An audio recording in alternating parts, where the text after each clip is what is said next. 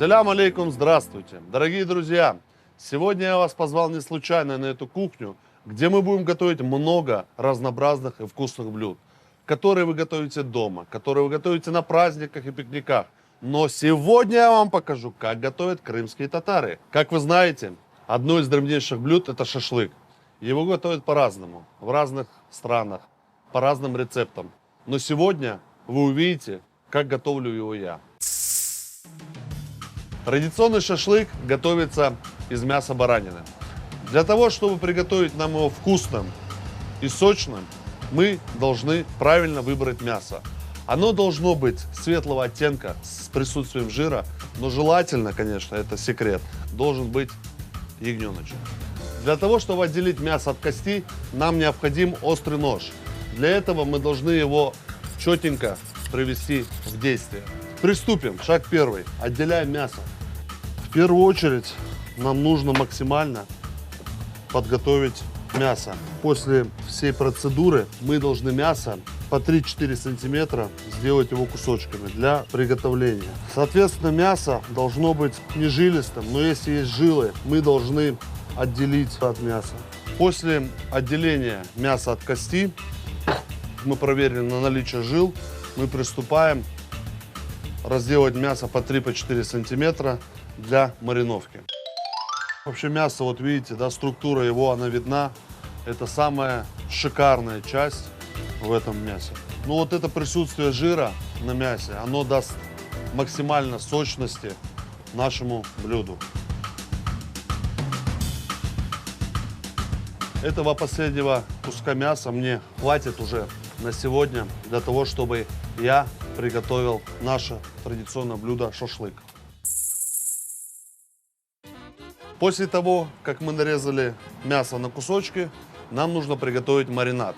Нам для этого необходим пару головок лука, молотый кориандр, черный перец, соль, оливковое масло и немного базилика. В основном он добавляется сушеным. Лук режем полукольцами. Он ему дает сочность, особую кислоту для маринада. Но раньше, когда использовали обычный маринад, не было ни соли, ни черного перца, наверное, и ни лука. Но в современном мире для того, чтобы приготовить вкусное мясо, у нас есть те ингредиенты, которые добавляют пикантности во вкусе. 2 головок нам достаточно. Помещаем это в миску. Добавляем немного дробленого базилика. Базилик придает немного аромата во вкусе. Затем мы это дело все перчим. Он тоже придает во вкусе определенный шарм. Давайте немного посолим.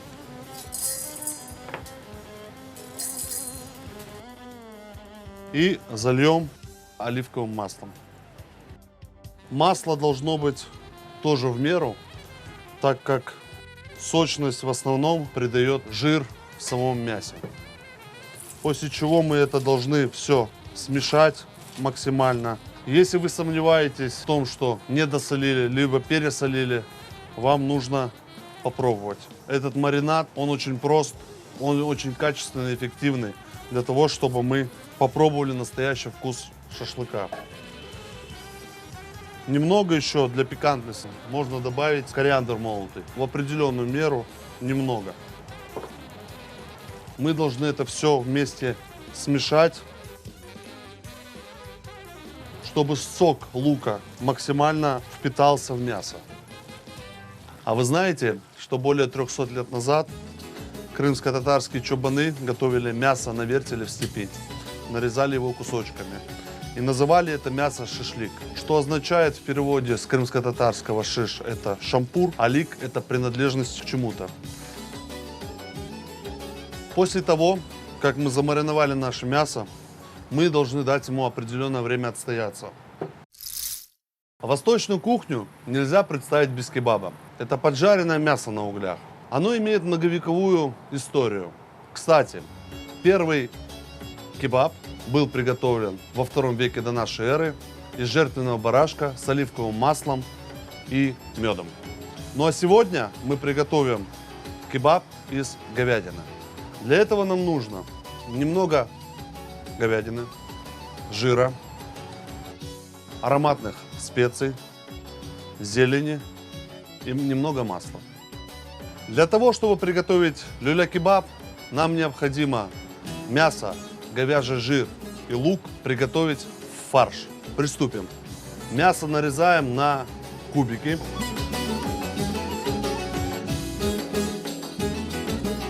На килограмм мяса нам необходимо 400 грамм жира. Мясо само должно быть максимально постным, так как мы будем сюда добавлять жир. В древние времена не использовали мясорубок, а для приготовления фарша использовали специальные ножи, чем мы сегодня вас и удивим.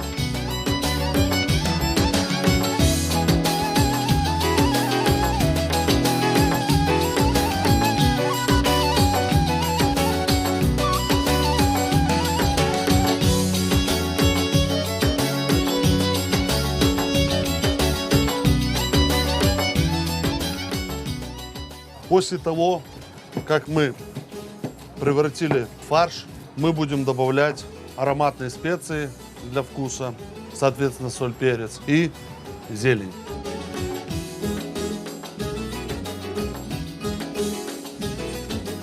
Добавляем немного паприки. У нас будет насыщенный цвет мяса, соответственно, соль и немного молотого кориандра. После чего мы эту массу измельчаем. После того, как мы измельчили мясо, мы будем его отбивать. Секрет приготовления заключается в хорошо отбитом фарше. Для этого нам понадобится пищевая пленка. Для этого, чтобы нам отбить фарш, нам не нужно полностью обволакивать мясо пленкой. Нам достаточно его накрыть сверху. Мы берем и отбиваем. До той поры, пока она не стала максимально клейкой. За счет клейкости мы получим тот эффект, когда наш фарш будет держаться на шампуре. После того, как мы все это дело превратили в однородную массу, мы должны ему дать отстояться. Тем временем мы будем готовить с вами следующее блюдо – джигер-кебаб, что в переводе с крымско-татарского означает шашлык из печени. Многие не любят готовить печень, а зря. Даже издавна считалось, что печень полезна для кормящих и беременных матерей, так как в нем содержится много микроэлементов и витаминов В. Так что приступим. Кроме печени, нам понадобится жировая сетка с баранины, соль и перец. Подправим нож и нарежем печень размерами в 3-4 сантиметра. После того, как мы нарезали на кусочки небольшие, мы должны посолить и поперчить. Мы должны подготовить жировую сетку.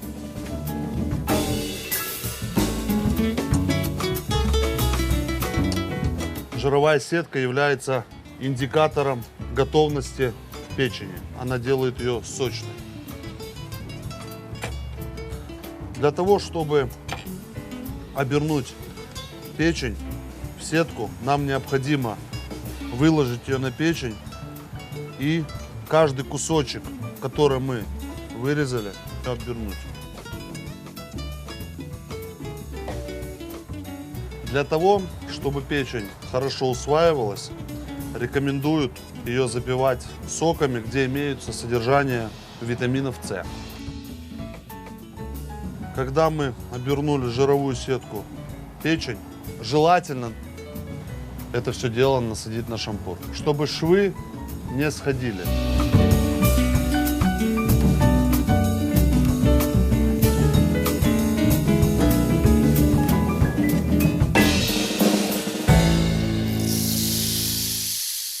Вот мы и подготовили наше третье блюдо, которое мы можем уже жарить на углях.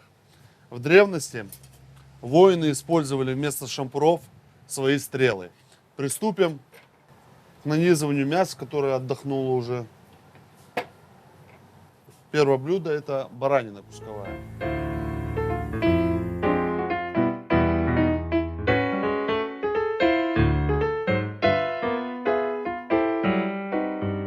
Те кусочки, которые мы замариновали, желательно протыкать их посередине для того, чтобы оно хорошо прожарило. Также оставлять между кусочками небольшое расстояние, так как за счет нагретого шампура и готовится мясо внутри.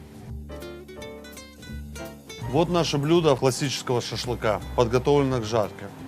Теперь мы будем приступать к нанизыванию люля-кебаба. Для того, чтобы фарш держался на шампуре, нам немного нужно смочить его. Нам нужно сделать небольшие шарики в районе 100 граммов. Еще раз отбить вручную. Мы будем их нанизывать на шампур.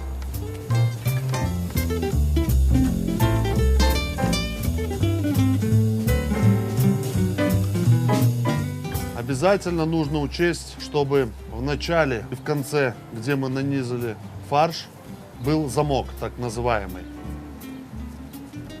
Когда оно схватится на огне, чтобы оно держалось. Вот мы подготовили первый шампур люля-кебаба. Будем готовить следующий. Это блюдо можно приготовить и на сковороде дома, и в печи. Но вкуснее, чем приготовленное это блюдо на мангале, оно не будет, так как там открытые угли и дает свой аромат. Ну вот мы и готовы поместить наше блюдо на мангал. Если у кого-то нет дома розжига или бумаги, а есть у вас подсолнечное масло, то давайте попробуем разжечь подсолнечник.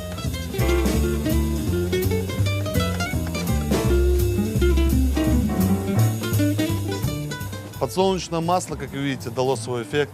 И пока оно будет сейчас разжигаться естественным своим образом, мы к нашему основному блюду приготовим чобан-салат, который подходит к любому шашлыку.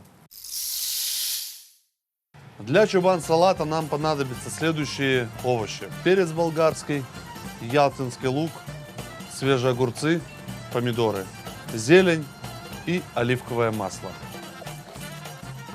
Для того, чтобы нам приготовить салат, нам необходимо подготовить для колоритности красный и желтый болгарский перец. Нарезаем его полукольцами.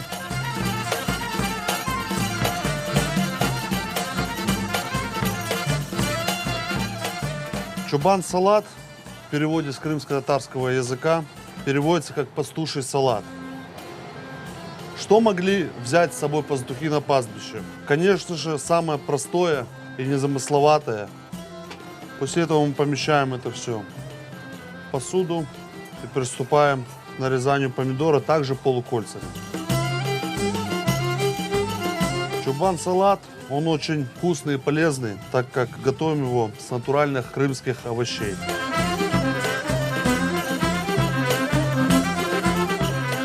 Желательно максимально срезать кожуру, так как иногда они придают небольшую горечь.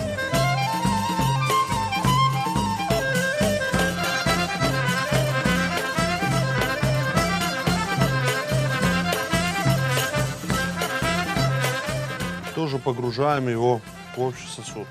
Можно использовать, конечно, обычный репчатый лук, но если мы возьмем ялтинский лук, то он придаст более сладкий вкус нашему чобан-салату.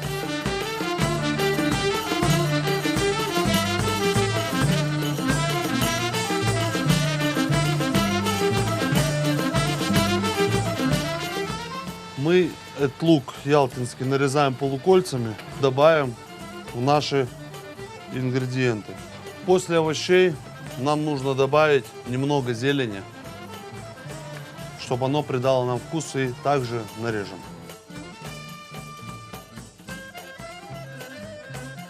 Добавляем в салат, после чего будем приправлять все это оливковым маслом.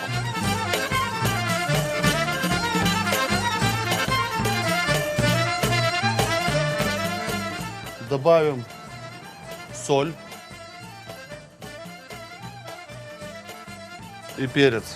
Он даст нам больше аромата. У пастухов не было чем мешать. Они были в степи. Соответственно, мы тоже это перемешаем все, как чубаны. Посмотрите, как красиво получается сочетание цветов в нашем чубан-салате. Наш салат готов. Теперь мы можем его подавать на тарелку. Но перед этим мы приготовим напиток язма. Для приготовления язма нам необходим катык. Это главный ингредиент. Это кисломолочный продукт, который в нашем народе используется как соус и как приложение к горячему блюду. Еще нужно будет добавить нам немного чеснока, огурец, зелень и соль по вкусу. Для 1 литра катыка нам необходимо через терку провести 2 огурца. Соответственно, натираем. После того, как натерли мы огурец, добавим пару зубчиков чеснока. Чеснок придаст свежести немного в нашем напитке и остроты. Этот чеснок перетрем через терку. Поместим наш натертый огурец с чесноком в наш кисломолочный продукт.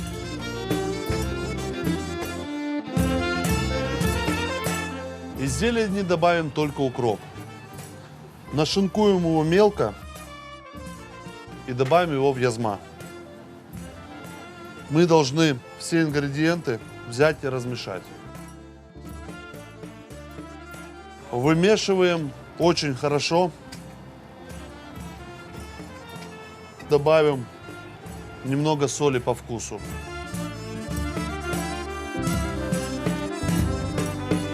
И тоже тщательно перемешиваем.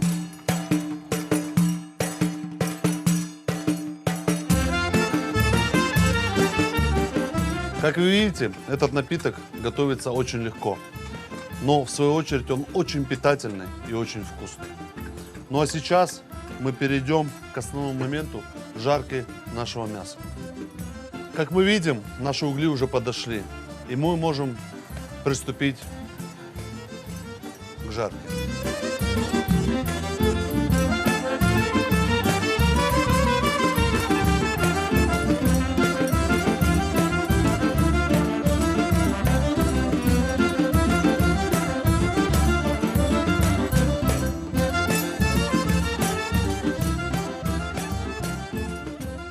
Из этих блюд самым первым приготовится это джигер-кебаб, затем люля-кебаб и после этого кусковая баранина. Время от времени нужно переворачивать шампура, чтобы не сгорело наше мясо.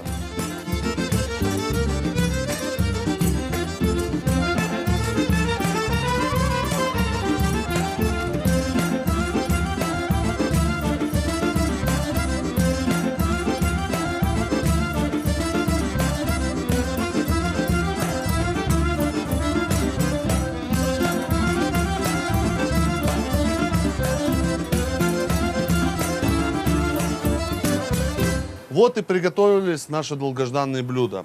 Для этого мы приготовили еще свежеиспеченный лаваш. И, как было говорилось ранее, первым приготовилась джигер-кебаб.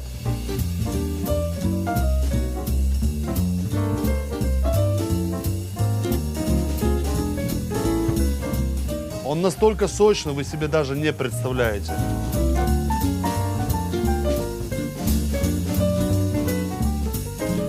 Следующим у нас приготовился люля-кебаб.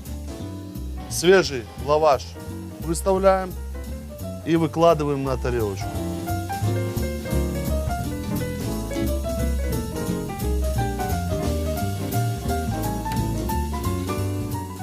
Ну и, конечно же, готов наш традиционный шашлык из баранины.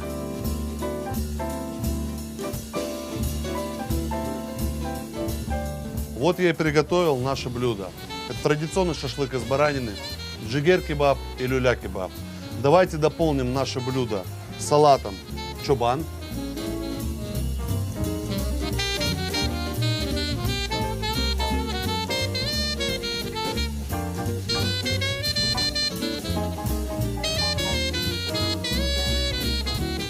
И нальем наш холодный напиток язма.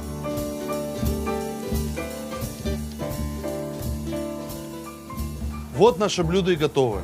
Теперь я вам напомню, как мы их готовили и по какому рецепту. Традиционный шашлык из баранины. Отделили мясо от кости. Нарезали небольшими кубиками. Приготовили маринад. Лук, масло, специи, зелень. После чего мы все перемешали и дали мясу отдохнуть. Люля-кебаб. Нам необходимо мясо, говяжий жир и лук приготовить в фарш. Приготовили фарш из говядины. Добавили зелень, специи. Отбили фарш и дали фаршу настояться. Джигер-кебаб. Кроме печени, нам понадобится жировая сетка с баранины, соль и перец. Подготовили говяжью печень, нарезали на куски. Подготовили жировую сетку. Завернули в жировую сетку куски печени. Нанизали на шампур. Чобан-салат.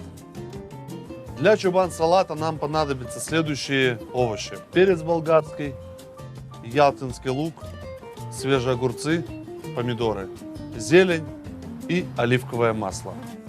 Нарезали перец, помидоры, огурцы и лук. Заправили оливковым маслом, соль, перец по вкусу. Язма. Для приготовления язма нам необходим катык, немного чеснока, огурец, зелень и соль по вкусу. Подготовили катык, натерли огурцы и чеснок, нашинковали зелень, добавили ингредиенты, соль, перец по вкусу, перемешали. Спасибо, дорогие друзья, что вы были со мной. Для вас я еще приготовлю много вкусных и интересных блюд. Приятного аппетита! Аштат Лолсон!